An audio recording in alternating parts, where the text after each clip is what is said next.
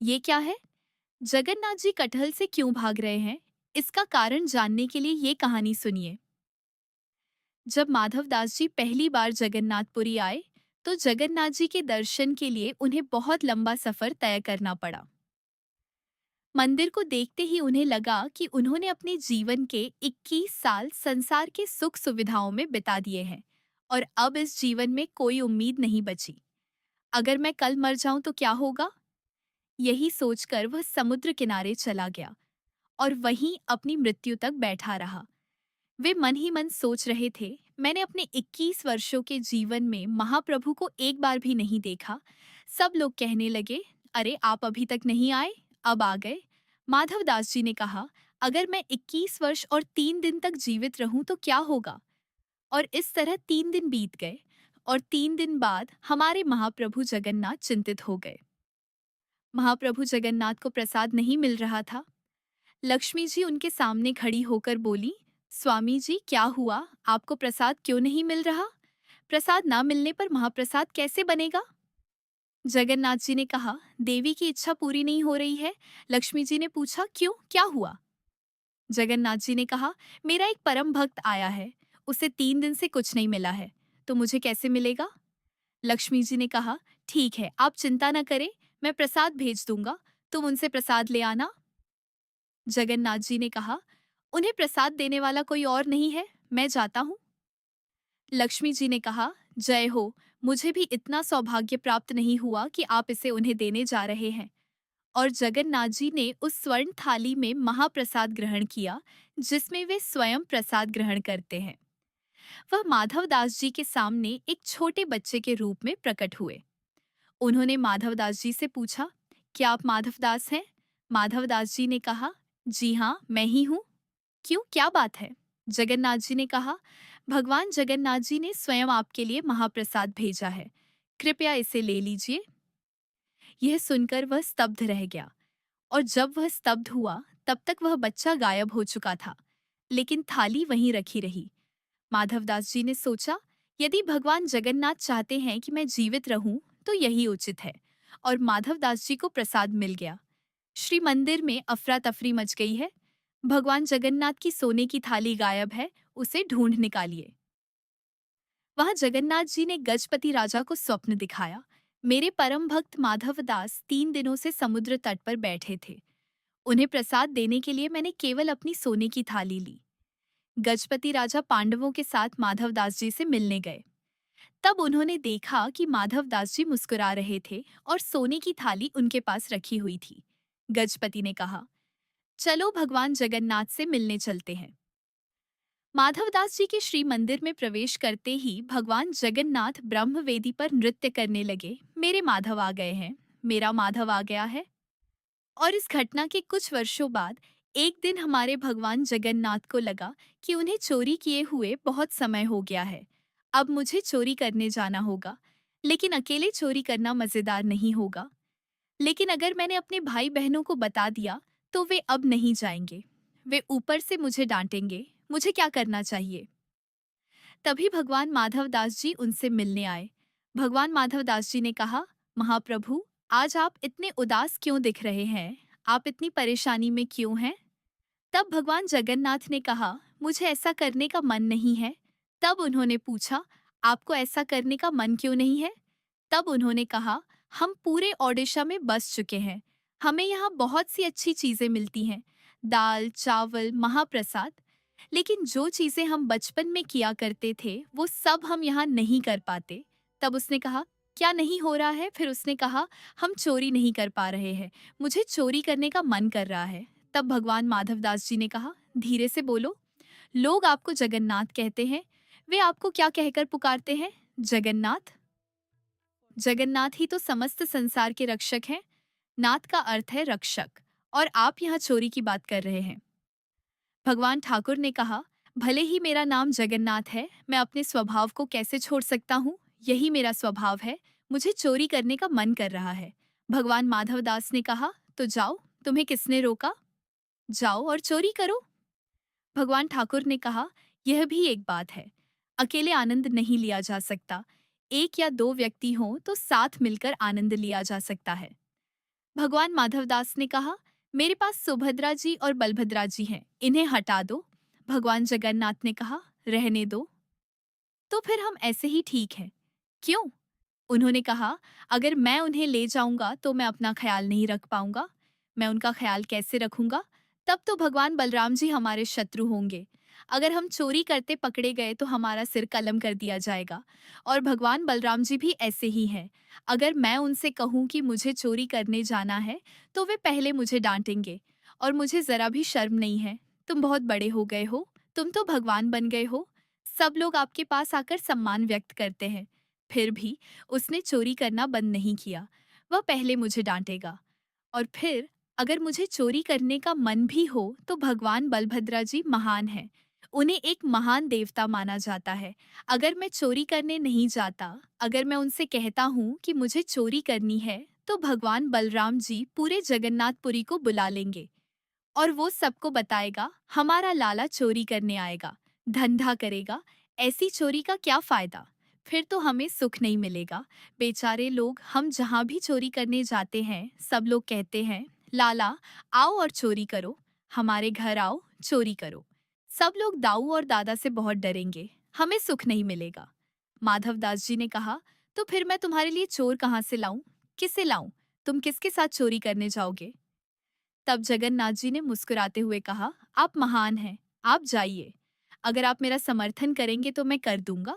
माधवास जी ने कहा, मेरा शरीर बूढ़ा हो गया है। बूढ़ा?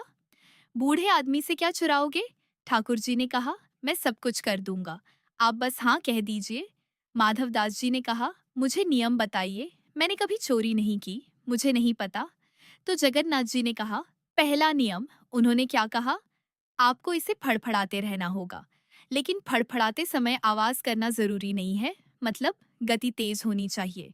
और जैसे जैसे हम चलते हैं, हमारे पैरों की आवाज आती है, हाथों की आवाज आती है, कपड़ों की आवाज आती है। ऐसी आवाज नहीं आनी चाहिए, यह फड़फड़ाना चाहिए और कोई आवाज नहीं होनी चाहिए। पहला नियम। और दूसरी बात, पलके मत झपकाओ, अपनी आंखें खुली रखें, अपने कान खुले रखें। सावधान रहें कि कहीं से कोई ना आ जाए। उसने कहा, कोई और नियम? उसने कहा, तुम इन दोनों का ध्यान रखो, बाकी मैं संभाल लूंगा। चलो चलते हैं। माधवदास जी ने कहा, हम चोरी करने कहाँ जाएंगे? जगन्नाथ जी ने कहा, जगन्नाथपुरी के राजा के बगीचे में सुंदर कटहल है। और देखिए, वे हमें भोजन चढ़ाने के लिए नहीं भेजते। हमारा मन कटहल खाने का कर रहा है, हम कटहल चुरा कर आएंगे। माधव जी ने कहा, ये सब करने की क्या आवश्यकता है? हम राजा को पत्र भेजेंगे, वह कटहल भेज देंगे, आपको कल कटहल मिल जाएगा। अरे मधादास, तुम भी तो वही बात कह रहे हो। तुम कटहल का ऑर्डर दे दो, चलो राजा से कहो कि कल कटहल भेजे। कटहल आ गया। राजा ने कहा, अब इसकी सब्जी बना लो, एक सब्जी बनाओ। अब समझ में आ गया। अब तुम्हें भी समझ में आ गया। समझ गया। उसने कहा, अब स्वाद समझ आया? उसने कहा, हाँ। अब आपको चोरी के कटहल का स्वाद पता चल गया होगा, यह दुगुना हो जाएगा। अब जो खुशी तुम्हें मिली है वह इसके सामने फीकी पड़ जाएगी। तो चलो अब चोरी करने चलते हैं। माधवदास जी ने कहा, ठीक है, मैं तुमसे रात को सिंह द्वार पर मिलूंगा। सिंह द्वार पर नहीं, दक्षिण द्वार पर मिलो। दक्षिण द्वार पर। माधव जी बाहर प्रतीक्षा कर रहे हैं। रात में ठाकुर जी आए थे। वह चुपचाप एक छोटा लड़का बन गया। उसकी बड़ी बड़ी आंखें हैं, काले ठाकुर जी और सुंदर। ठाकुर जी वस्त्र धारण करके आए। माधवदास जी ने उन्हें अपने कंधे पर बिठाया। और श्री जगन्नाथ जी चोरी करने जा रहे हैं। वह राजा के बगीचे में पहुंचा। जगन्नाथ जी ने कहा, देखो सामने एक कटहल का पेड़ है, चलो वहीं चलते हैं। वह बगीचे में पहुंच गया। अंदर जाकर जगन्नाथ जी नीचे उतर गए। ठाकुर जी ने कहा, अब हमें ऊपर चढ़ना होगा, हमें कटहल को ऊपर से तोड़ना होगा। तब माधवा साजी ने कहा, हमें किस पेड़ पर चढ़ना है? धीरे से बोलो, कोई सुन लेगा। हमने आपको पहले भी बताया था, धीरे बोलिए, आप क्यों चिल्ला रहे हैं? जैसे ही माधवदास जी ने पूछा, हमें किस पेड़ पर चढ़ना है, माली उठ खड़ा हुआ। उसने कहा, मैं तुम्हें बताता हूँ कि किस पेड़ पर चढ़ना है, रुको। वह एक छड़ी ले आया। तुम कहाँ हो? जगन्नाथ जी ने माधवदास जी को छुपा रखा है। उन्होंने कहा, तुम इतनी जोर से क्यों बोल रहे हो? मैंने तुम्हें शोर न करने को कहा था। देखो वह आ रहा है। वह आ रहा है, वह हमें ढूंढ रहा है।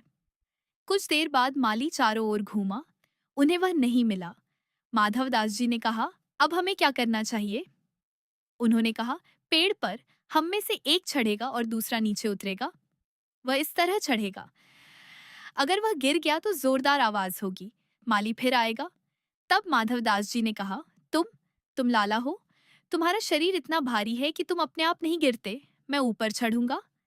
ठाकुर जी ने कहा, तुम ऊपर चढ़ो, हम पीताम्बरी की तरह खड़े हैं, हम तुम्हें अपनी गोद में उठा लेंगे। माधवासा जी ऊपर चढ़े। वे एक छड़ी लाए। ऊपर से माधदास जी ने चिल्लाकर पूछा, मैं कौन सा दूं, यह या वह? ठाकुर जी ने कहा, तुम खड़े हो जाओ। इसी बीच माली ने कहा, मैं बताता हूं कौन सा। ठाकुर जी वहां से भाग गए। अब माधवदास जी ऊपर से छड़ी गिरा रहे हैं। नीचे से एक तेज आवाज आ रही है, ये तेज आवाज आ रही है, क्या आप ऊपर नहीं चढ़ रहे हैं? माली ने कहा, मैं ऊपर चढ़ूंगा, नीचे आ जाइए। माधवदास जी नीचे आ गए। बेचारे ठाकुर जी वहां से भाग गए। जैसे ही माधवदास जी नीचे आए, उन्होंने उनके हाथ पैर बांध दिए और कहा, रुको, मैं आपको बताता हूँ, सुबह होने दीजिए। माधव जी इधर उधर देख रहे हैं। आप किसे ढूंढ रहे हैं? उसने कहा, उसके साथ एक और व्यक्ति था, मैं उसे ढूंढ रहा हूँ, मुझे कोई नहीं दिखा, वह अंदर गया होगा।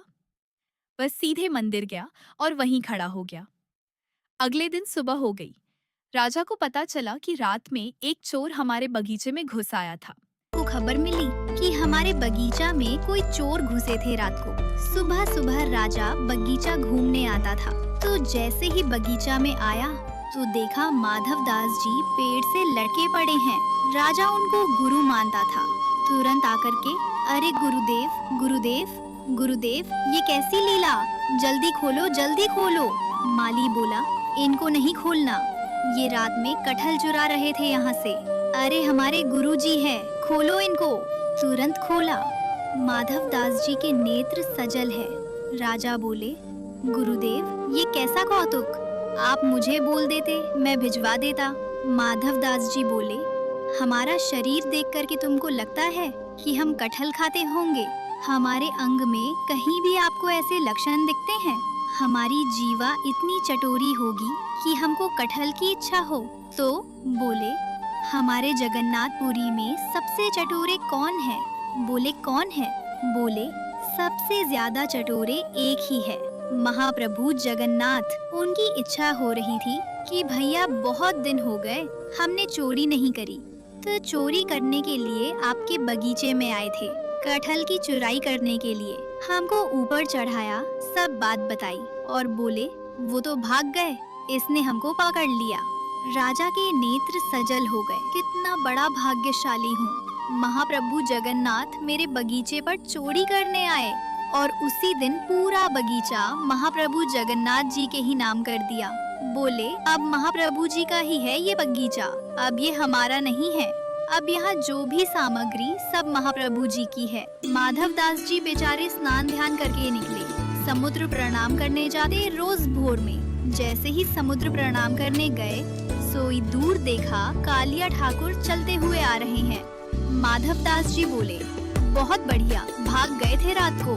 बोले, हम तो नहीं भागे, तुम चिल्ला क्यों रहे थे? माधवदास जी बोले, तुम्हारी इच्छा तो पूरी हो गई, चोरी करनी है चोरी करनी है, एक कटहल हाथ नहीं पड़ा आपके। बोले, अब क्या करें? बोले, चिंता मत करो, आप तो भाग गए थे और हम देखो रात में पिटे बंधे, पूरा बगीचा आपके नाम करवा के आ गए। लो अब जाओ, खूब प्रेम से कटहल पाओ। ठाकुर जी बोले, माधव मन की मन में ही रह गई। बोले, चोरी हुई नहीं। बोले, तुम्हारे हाथ जोड़े, अब तुम खुद ही देख लेना कब करनी है।